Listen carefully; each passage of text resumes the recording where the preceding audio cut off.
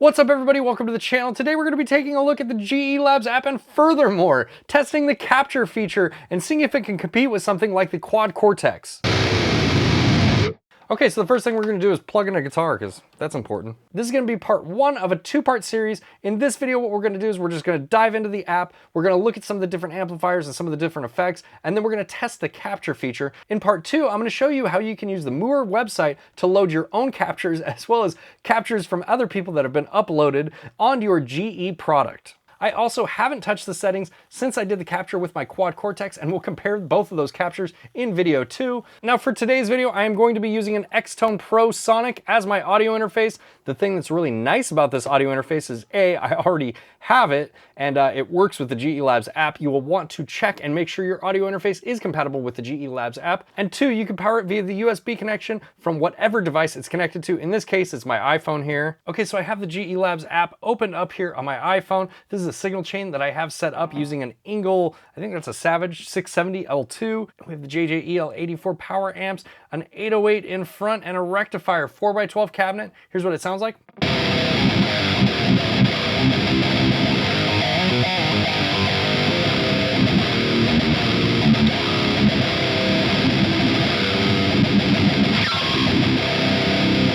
Let me show you some of the stuff here. When you first open up this application, I highly recommend going in, opening up your settings, and setting your sample rate to the lowest possible you can get away with your audio interface. Of course, the X-Tone Pro Smart Stomp is able to go down to 32 samples, so I have it set that low, but this will really help increase the responsiveness of the GE Labs app and just help it feel a lot better.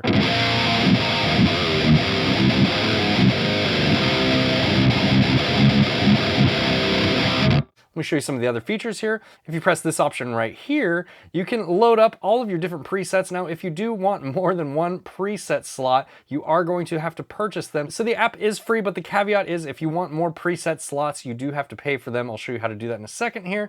From here, you can also turn off your different parameters if you want to. Over here, we have a metronome, and you can not only tap your tempo, but then you have a metronome to play back to also, you know, if you want to use a metronome. So that's pretty cool.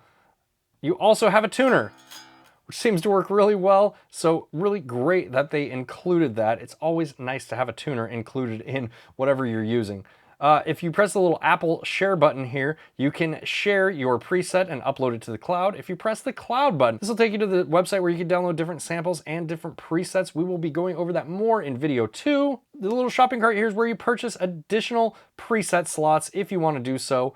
You can buy one for $2.99 all the way up to unlimited for $49.99. So that's what we have going on here. Let me just show you some of the different effects we have. If you click this little change button on the side here, you can change the effect block that you're on. These are the different drives we have. I'm not going to spend a ton of time going over all these different effects because there are a ton, but if you're familiar with the GE line of multi-effects units, then you are probably familiar with all of these different effects. You have some different compressors here, some different wahs, some different actually there's a lot of modulations. These are all of the different amplifier preamps that we have. There are a ton. Some of my favorites are the slow, as well as the PV5150, the Engel, which of course I'm using right now. A US Gold, I believe that's based off a Friedman amplifier. You have a dual rectifier here. A lot of really cool stuff in the power amp section. And the way that this works on the GE Labs app is the preamp and the power amp sections are separated versus in the GE200, for example, where you have some of the preamp controls included in the amp block, but then the tubes included with the cab block. In the GE Labs app, they've actually separated the preamp, the power amp, and then the cabinet as well. A lot of different options here. These are the EL84s. We can swap these out for Kali 6L6s.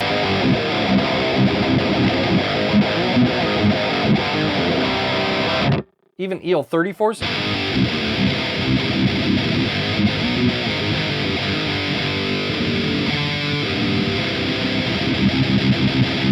I really like these EL84s though. And then as far as cabinets go, we have a bunch of different stuff here. Again, if you're familiar with the GE line of products, you're probably familiar with all of these guys, but we have some bass cabinets, some 1x12s, and then we have a bunch of different 4x12s here. Your 5150 4x12, I like this one as well. This is what this one sounds like.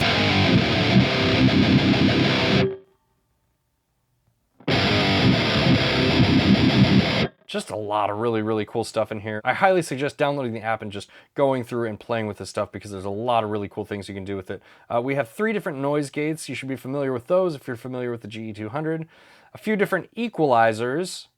8 different delay modes: digital, analog, dynamic, real, tape, mod, ping pong, and reverse, and 5 different reverbs: room, plate, hall, spring, and mod. Okay, so there's a ton of different stuff that you can do with this application without even trying to capture anything. But today we're gonna see how good of a job it does capturing my Crank Rev 1 Plus that's right here off screen. I'm capturing this with a load box, so I'm actually capturing not only the preamp section, but the power amp tubes as well. So the way that we capture something, or make a sample as Moore refers to it, is we're gonna press that little button here and we're gonna tell it what we're trying to capture, whether it's a cabinet, an entire rig, a drive, or in this case, a preamp.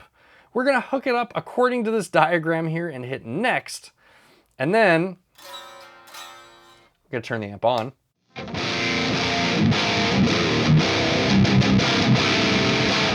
And of course, right now we are only getting the preamp sound. I will add a cabinet to this in post so you don't have to listen to the preamp, but.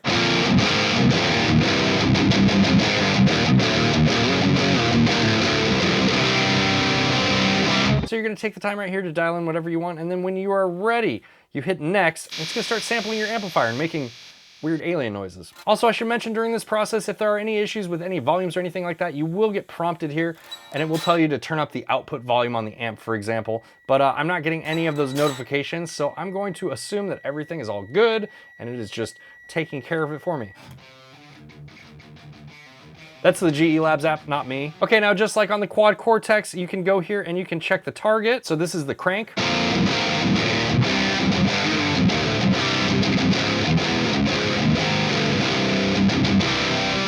This is the GE Labs app.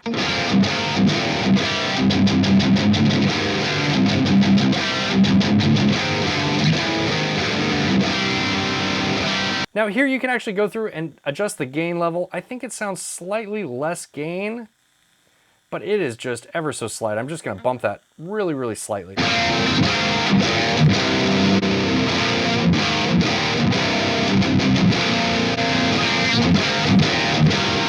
And then we're gonna hit next, and we're gonna hit capture, and it's telling me to play the guitar.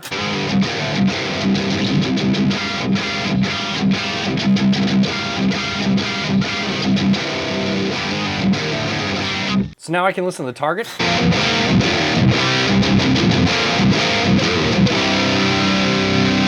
GE Labs app.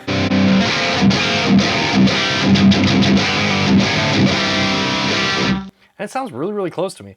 I'm gonna hit next, and here we can further refine the tone if we want. We can control the gain, we can control the model volume, we can control the low, mid, and high, as well as the frequencies and the bandwidth of each of those frequencies. So there's a lot of control here if you really wanna go in and refine your capture. We're not gonna do that, we're just gonna hit save, Crank Rev 1. And hit done. And then it's important, if you want to use this with any of your GE products, you need to hit save and upload. I will cover that more in a future video, and you get the little prompt there that says upload successful. Okay, and now we can exit, and let's load it up and see how it sounds. Turn it on.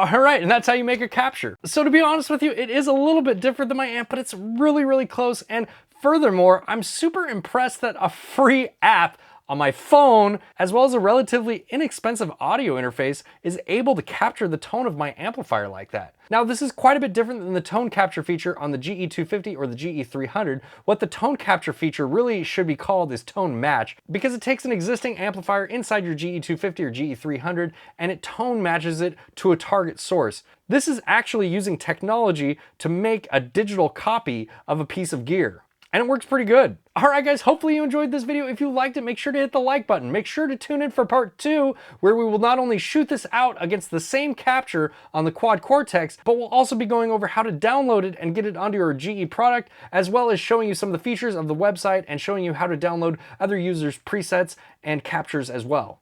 All right, guys, until next time, bye.